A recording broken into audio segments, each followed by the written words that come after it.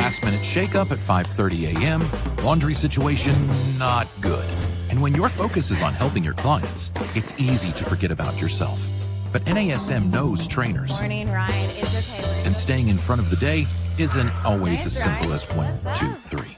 So when the unexpected has you pressing pause, What's the latest on creatine? I'm going to get back to you on that. let NASM1 help you press play. Visit NASM.org to sign up for a membership today. You're listening to the NASM-CPT Podcast with Rick Richey, winner of the Share Care Emmy Award for Social Storytelling and the official podcast of the National Academy of Sports Medicine. Hey y'all, and welcome to the NASM-CPT Podcast. My name is Rick Richey, and today I want to talk about how to build some sweet, lean muscle. That's what we're going to be talking about today. But clearly, a man my size is probably not the one to be talking about it. So I brought in a friend of mine. So my buddy Chris has been training at least one of my gyms for a while now. And I knew Chris, but I didn't know him very well. And then somebody had mentioned, like, hey, did you hear about Chris? And I heard the story of this thing that happened to him, and I was in shock. I was like, no, I don't know him like that. What happened? What happened? What happened? And so I was introduced to Chris in a big way because of a really scary, life-changing event. And then after that event, I don't know why. I'm going to talk to him about it. He enrolled in a master's degree program. He's getting his master's of science in human performance and fitness. At least he's a candidate to do so at Lehman College. And if you have heard of Lehman College and don't know why, that is probably because that is where Brad Shoenfeld, the legendary Brad Shoenfeld, the master of hypertrophy. If you're looking to build muscle, any paper that you see on it is probably going to have his name attached to it in the last 20 years. He's literally written the book on the subject because he has several of them, and I have them, several editions of the same book, in fact. Chris is now an adjunct professor there at Lehman College. He's a muscle hypertrophy specialist and an NASM certified trainer. Founder of the Parnell plan and a WNBF men's physique competitor, a WNBF, which is not a WNBA. Don't get it confused. I want to welcome my friend and brilliant trainer, Chris Parnell. What's up, Chris? What's up, Rick? Thank you for the introduction. Yeah, man. I'm happy to have you here. And I know we've talked about having you on for a little while. So to finally get you on the show and to help us chat about, I mean, listen, you go to the school in the program under the master of hypertrophy. He is the guy that you go to for this database, this knowledge, Brad Shoenfeld. And so you were learning and getting a lot of hypertrophy data from the man in the space. Tell us a little bit about you, and then what led you to end up going to Lehman College and under the tutelage of Brad Shoenfeld. A little bit about me is I started my personal training career in 2016. I was NASM certified around then. I went to Equinox to pursue my career, and I thought Equinox was the greatest gym at the time. It just separated itself from everyone else. The prestige of Equinox, the cleanliness of Equinox, all that good stuff. Right. And I worked there for a little bit. I agree. Yeah. Yeah. Oh, yeah. Every 15 minutes, I was getting clean. It was just great. Fast forward, I went on tour with the client as well. And, you know, Rick, as a personal trainer, I feel like that is the pinnacle of training, where you get on tour, you're training a celebrity client. I thought I made it. I thought that was it. After tour, which was about 6 weeks, I came back to my apartment in Brooklyn at the time, and nothing has changed. And I was like, okay, so this isn't right. what I thought it was. That's very true. So fast forward to just pursue a little bit more knowledge and training, I ended up going to a boutique studio in Soho, Manhattan. That was Soho Strength Lab, where I was able to learn a lot more about the evidence-based space in the personal training realm, and also just learning a lot about more just the personal training etiquette. So I really was able to polish my skills there. And, fast forward again, I ended up competing at the WNBF, which was probably I would say the most, the biggest learning experience for me as a trainer. Why? Why is that? I think just putting myself through the journey of weight loss and fat loss. It's one thing to talk about it and to read about it, but to actually do it was a entirely different experience. To see the weight and fat come off is one thing, but to understand, your macronutrient breakdown and the composition of what you're eating to help get you to your goals was a whole nother story. So that went well. Shortly after, my wife and I had our first child, and our only child right now, and 11 days later, yes, I had a stroke, as you mentioned, and that was an experience. But yeah, is what led me to Lehman and ultimately pursuing this was I realized in the hospital, a lot of my peers that I look up to in the evidence-based space all had PhDs like yourself and master's degrees, and I was like, do I have to do this? And whatever clicked in my head, I was like, okay, I have to do it.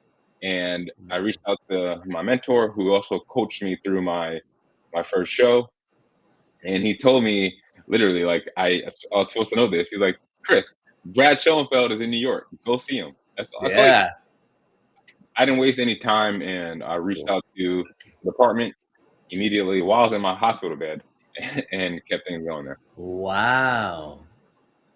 So I had heard your name and I'd seen your name because you were training at my gym in Soho, right? And I see your name, but like we hadn't really crossed paths because I'm not down there a lot. I'm at a different location. And somebody, I can't remember who, maybe it was Wendell or somebody, but he was like, hey, did you hear about Chris? And I was like, Chris who? He was like, Chris Parnell. I said, I know who he is. I see his name on the, on the booking sheet. And he said he had a stroke. And I was like, wait, what? What? I was shocked. I mean, I was shocked. First of all, what happened? We're going to get into the muscle building. Everybody, we're going to get into the muscle building. Calm down. We're going to learn about Chris's stroke real quick, and then we're going to get into it. So what was it? What happened? Was it congenital, something built, a hemangioma? Like what happened? Yes, unbeknownst to me, simply put, Rick, I just had a hole in my heart, a PFO. So doctors hypothesized that a blood clot traveled through, went to the brain. If I did not have that hole in my heart, it would have dissolved in the lungs and I would be fine. But, once again, a blood vessel traveled up to the brain and it burst a vessel and I had a stroke that morning. So they actually hypothesized that, I woke up around 5:30-ish a.m. that Saturday, and they hypothesized that the stroke began like an hour before that at least. So this was happening during my sleep, and I woke up, I could not move, and could barely talk. And my wife said, are you okay? Usually, you wake up, you're fine. But I just couldn't move. I was like, I don't think so. I don't think I can move. And she immediately called the hospital. And then all the other symptoms like throwing up, vomiting, dizziness just started to follow. And I was rushed to the hospital. I was in the hospital for a little over a month, and the first month of my child's life, pretty much. And I was released. And I gotta say, there's so many factors that go into why I think I'm just okay now. But luckily I give a lot to fitness and just my fitness level at the time, because if it wasn't for that, I probably wouldn't even have the self-efficacy to walk, to talk again, and just do everything I'm doing. It was quite. Wow, man, that's quite shocking. And that's journey. scary too. Thinking about you have an 11-day-old that when this is going on, and your poor wife with the baby and like trying to like heal herself in this process, and now that happened. My gosh, man, there's so many things that just give me chills up and down my spine about this story. Yeah, I mean, just to your note, yeah. I mean, I still get goosebumps sometimes thinking back on it. Like every birthday that Sage has is also the anniversary for me in my, in my head. I don't talk about it because it's Sage's time, but Right, yeah.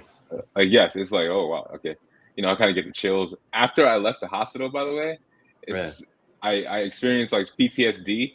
I couldn't lay down the same for like at least 3 months in my bed because like I woke up, kind of face down. I just couldn't lay like that for a while because I was so nervous to have a stroke again. I didn't know what to expect. That's so scary, man.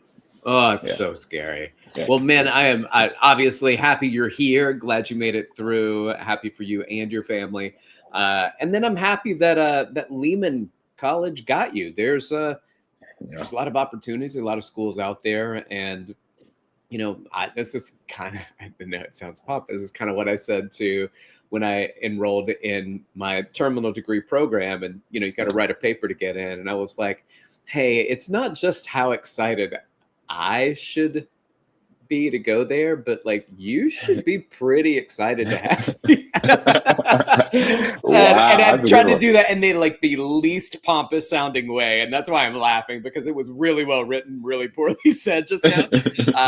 But the reason I say that is because I think Lehman is just as blessed to have you as you are to have that school in your life. So they want good people like you, and they've got you. You even started doing adjunct teaching over there, and that's pretty cool. So I want to go into this process. You went to that school. You were under the tutelage of Brad Shoenfeld.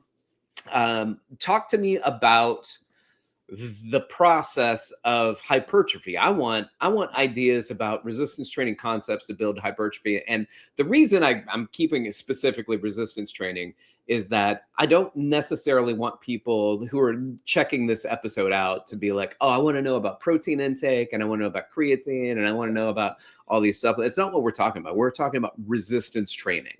So let's dive into it and get into what it is about resistance training, how we can resistance train to maximize building muscle. Yeah, I've learned a lot these past 2 years. It's been great.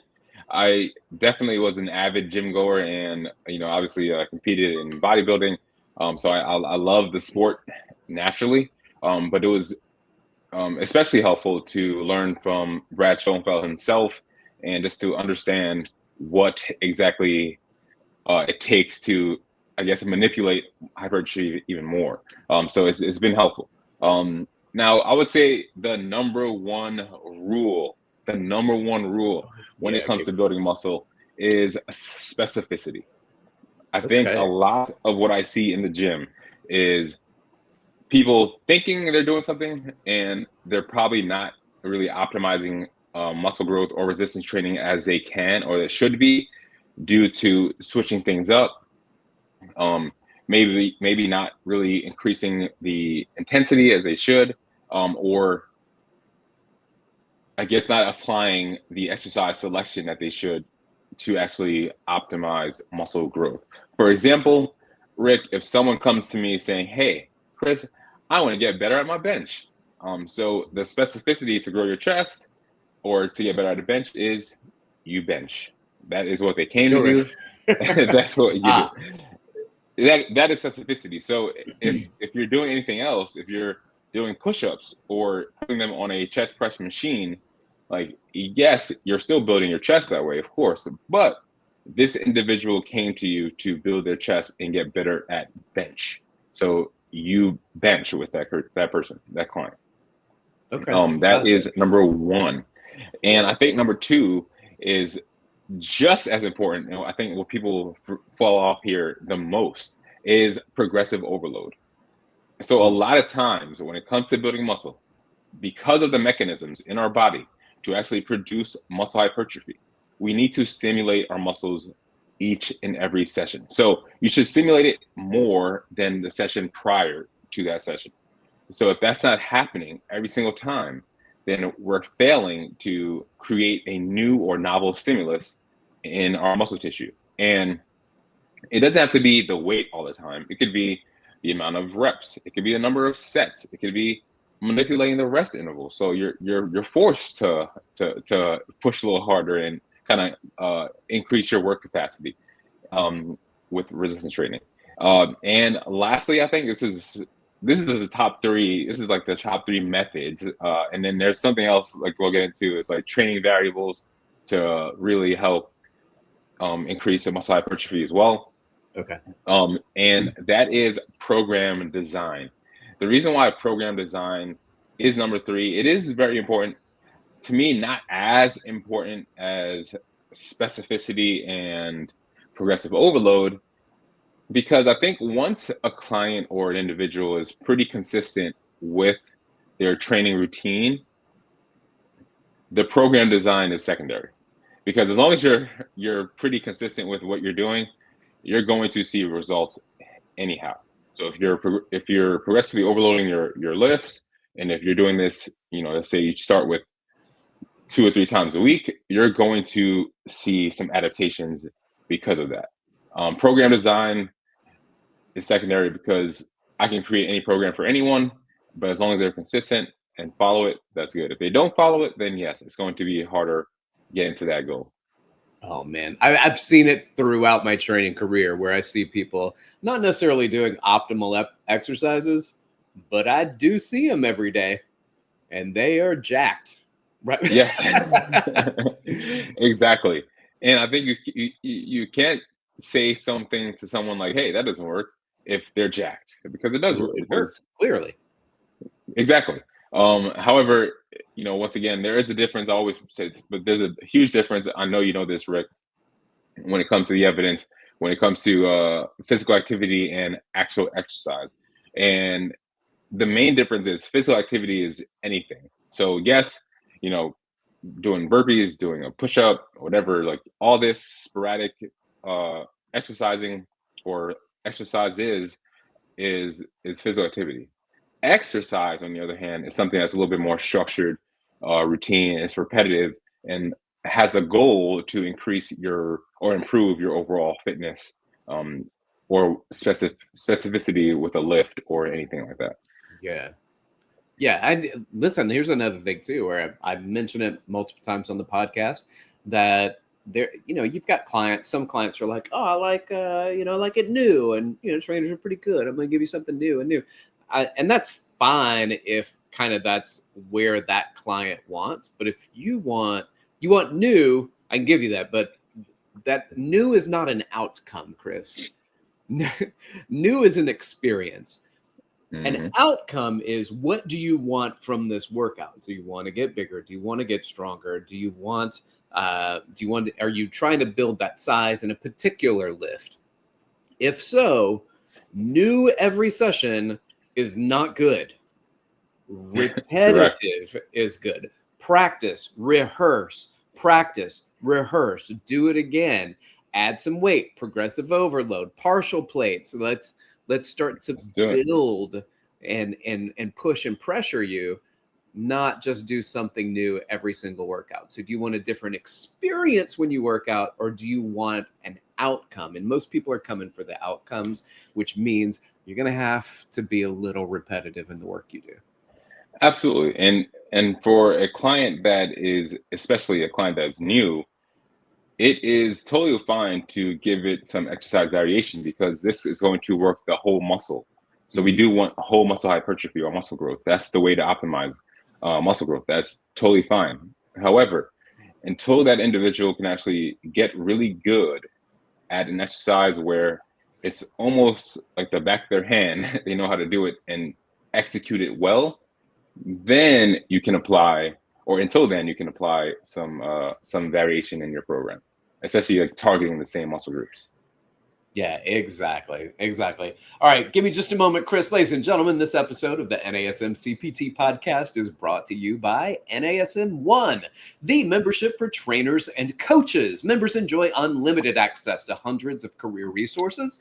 Get the Edge app to schedule and program clients. Enjoy half off all certifications and specializations, access to free CEUs, and more. All of this for just $35 a month. Go to nasm.org/membership to learn more about NASM One. Ladies and gentlemen, I've got my friend Chris Parnell here talking about hypertrophy training, building muscle, and what are some of the rules. So we got 3 rules from you, Chris. And now we're going to go into talking about variables. So let's recap those 3 rules.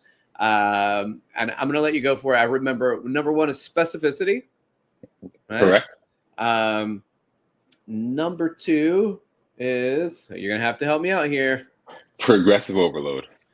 Oh, how did I miss that one? That's so good. That's so good. Progressive overload. And then finally, the last thing is variety. Just shake it up all the time, no matter what. Burpees and what was that? What was the third one? I was like, wait, did Rick miss it? No, is that your takeaway? Program design. That's so funny. There you go. So now let's go into, so those are kind of your 3 main rules when it comes to hypertrophy training. What are these variables that you speak of? What are they? And what are the ones that help to optimize muscle building? Correct. There's a bunch of variables in training methods. We have tempo, we have exercise selection, we have exercise order, we have your range of motion, and I think lastly we have rest intervals and training loads and volume to help manipulate. So I know that's a lot to unpack, but I'll go over the top 3 to me. Oh, you can go all. Listen. NASM talks about variables all the time, so bring it. These guys have heard of them, so keep them coming.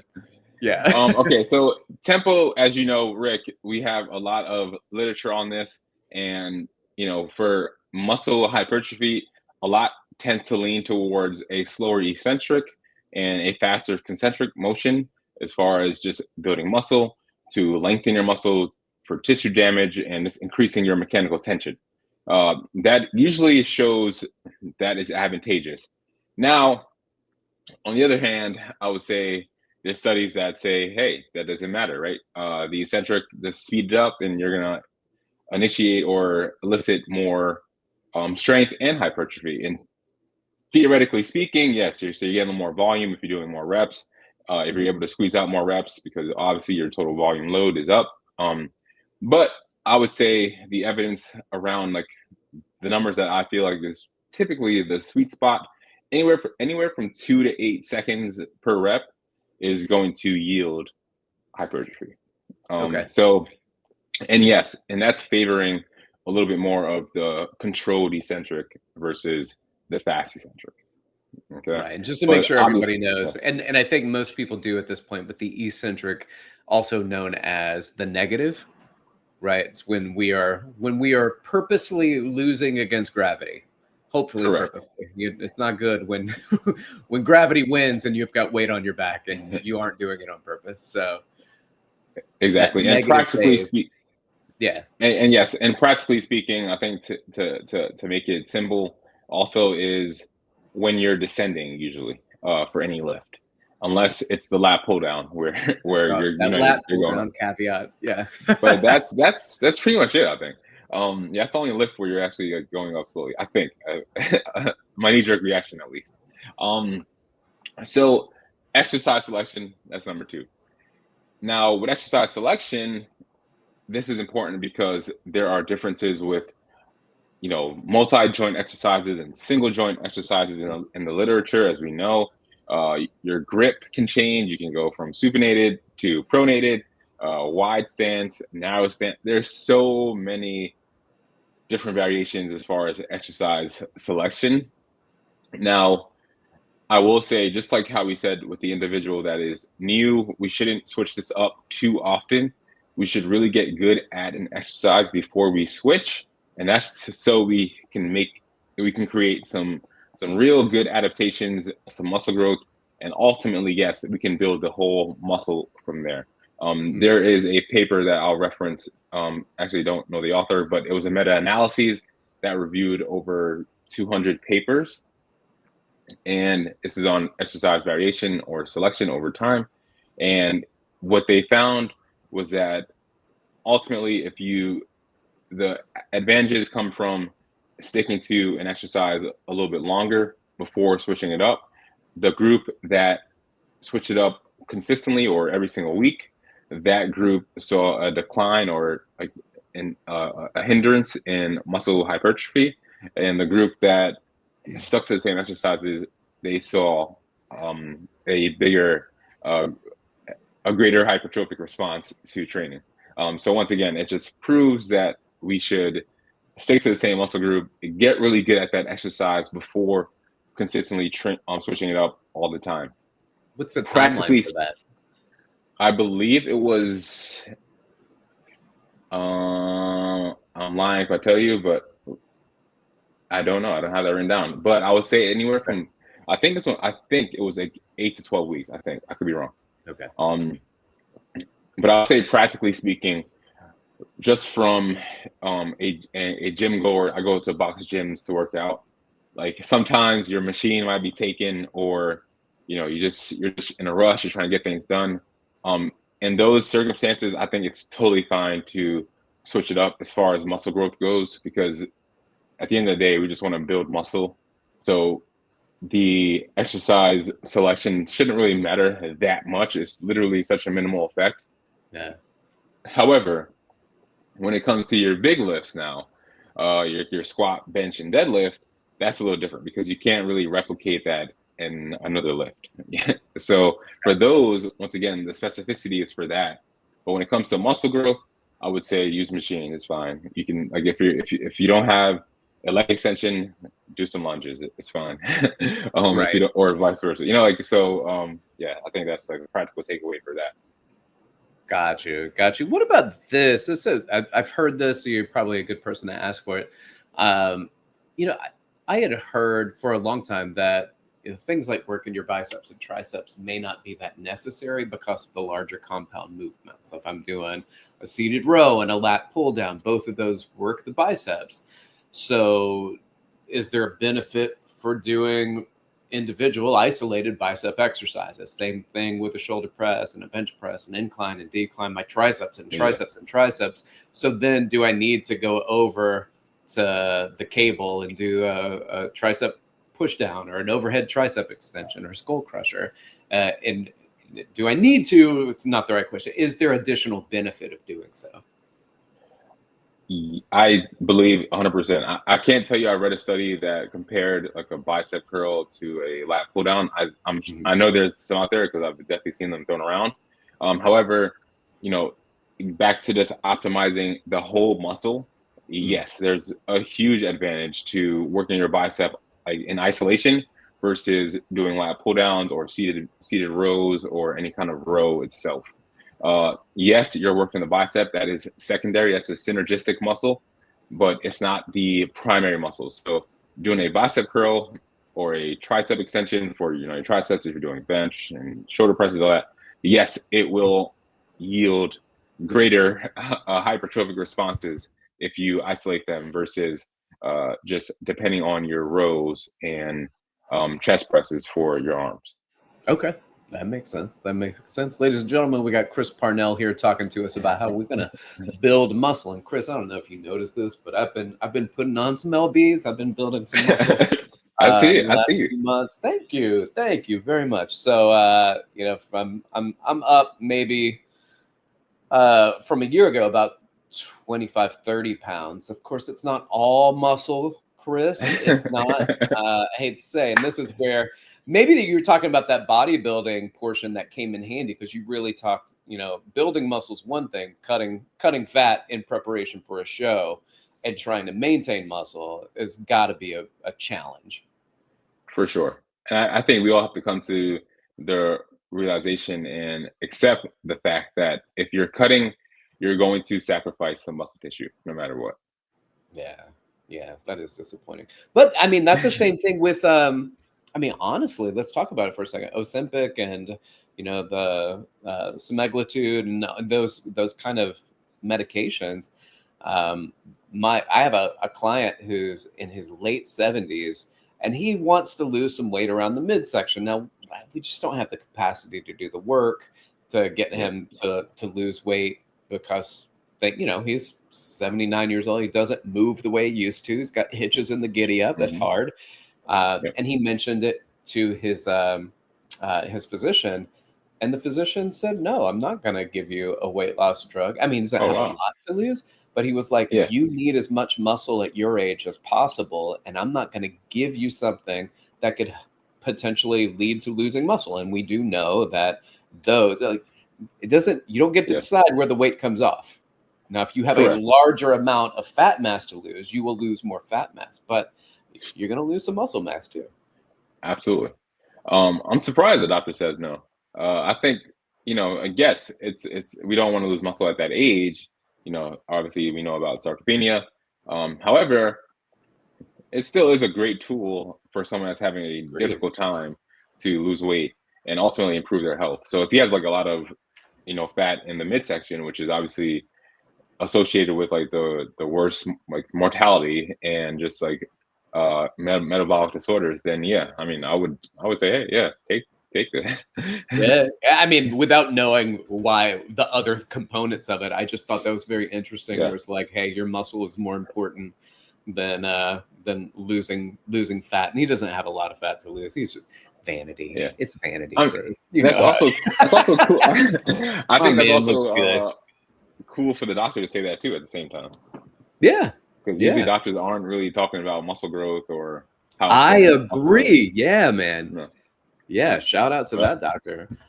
Give us a little bit of, people know what sets, reps, intensity. So what are the rules for volume when it comes to building? So there's a myriad of volumes that we can choose and adopt or employ with our resistance training to see results. One study suggests, and Brad Schoenfeld, of course, suggests like there are three different, pretty much three different levels, I guess, for lack of better words. But you have your 1 to 5 rep area. This is about 80% to 100% of your 1 rep max for volume. You have your 8 to 12 or 6 to 12 rep range. This is anywhere from 60% to like around 80% of your 1 rep max. And you have and this is like the hypertrophic sweet spot. This is like the 6 to 12 range. Some say the 8 to 12 range, but this is the hypertrophy sweet spot, that middle spot, or the moderate spot. This is why, there's like, people say, hey, why aren't you looking so why aren't you looking heavy and you have so much muscle? It's like, hey, I'm staying in this range. I'm working pretty hard and I'm building muscle. And the last one is the endurance spot. This is 15 plus reps. This is anywhere from 30% of your 1 rep max to I think like 50% or lower. Sorry. So I think it's anywhere from 30% and lower, something like that. I could be misphrasing that, but the moral of the story and the main takeaway is that these variations or these ranges all produce muscle hypertrophy. There are some caveats, Rick, where it's like, hey, the 1 to 5 rep range, if you're doing it for a long time, then in these studies, subjects tend to drop out because of injuries. Their joints start feeling like just terrible. Exactly. You probably felt it too. Exactly. If you're doing it for like more than 6 weeks. And the sweet spot I talked about, we don't see any of that. People are just always involved in the study and they obviously see greater responses when it comes to muscle growth. And the endurance one, I believe we're just not seeing the optimal amount of muscle growth with that. There also aren't that many drop-offs with the higher rep range. It's just that it's suboptimal, if that makes sense. For sure. And we talk about it, like you can build muscle in 1 to 5. You can build muscle in 15 to 30. It's just doesn't tend to be as optimized as that 6 to 12 rep range. And all of that falls in line with NASM. Let me rephrase it. NASM falls in line with the data that's out there. It's, this isn't NASM stuff. It's just we go to the fountain to drink, right? You go to where the data is. So it's pulled from the information that's researched. Yes. And additionally, I would just add, in practical application, at least I can anecdotally speak for myself. I like to employ the 1 to 5 for the bigger lifts, like your strength lifts, like your bench, squat, deadlift. And for a little bit more of the accessory work or supplementary work, I give that the 8 to 12 or 6 to 12, and even the 15 plus in some cases. So I employ all ranges and intensity percentages for my lifts. And, you're getting the whole muscle here, except the high rep range is not for squats. So you have to be smart also. If you ever done like 12 plus reps of squats, you're going to feel like death. It's just try to manage your fatigue ultimately. But yeah, I would recommend employing all rep ranges and intensities for sure. All right, let me ask you a few more things before I let you go. One is range of motion. What's our ideal range of motion that we are looking at? So ultimately, the evidence suggests, or we see a lot more muscle growth in the longer or the lengthened position. So that's when your muscles are at the greatest length, usually in the eccentric portion of your lift. That's where we want to create the most mechanical tension. That's why, going back to what we said in the beginning, where we see the most muscle growth is when we are in the controlled eccentric, because that's when our muscles are most lengthening. So keep that in mind when we are, going for or trying to optimize hypertrophy. In the concentric, you want to speed it up. That's when our muscles are shortened. So I'm using an example with a bicep curl. When my arm is down, pretty much almost fully extended, that's when we're going to see the greatest amount of growth, or have the opportunity to elicit the greatest amount of growth, versus kind of cutting it short at 90 degrees and bringing it back up. So oftentimes in the gym, people are employing the short partial, which is like not fully extended. And yes, you'll get some results and you see people that look pretty good doing it, but you'll probably hit a wall at some point and wonder why you're not, experiencing more growth. And it's generally can be fixed by just increasing your range of motion. Gotcha. I like it. That's one of the things that historically it's never written in any of our text, but when I was teaching these workshops for NASM, and we get the questions all the time, what's our range of motion? This was the answer. Full available, pain-free range of motion without compensation. That was the rule. So if you can get deeper in your squat without compensating and it doesn't hurt, do it. If you can get deeper in your chest press and it doesn't hurt and you're not compensating, do it, right? So if you've got the range of motion available to you, use that range of motion. Yeah, I think you make a great point. I'm thinking about the squat now. There's a study that came out literally squatting full range of motion versus 90 degrees, and both groups saw similar muscle growth, saw similar amounts of muscle growth. So, like you said, if it's not hurting, if you're able to load up and move pretty good, and you don't have to get full depth in your squat, go for it. However, yes, if you can get deep, you're going to lengthen your muscle tissue a lot more and probably still optimize ultimately your muscle tissue or growth. So that's very important as well. Excellent. And then last one for now is, what's our rest time ideally between sets? I'm going to refer to a study I read. So for muscle growth and strength is two totally separate ideologies here. So for hypertrophy, you want to rest anywhere around 60 to like a minute and a half seconds. 60 to 90 seconds. I can't count.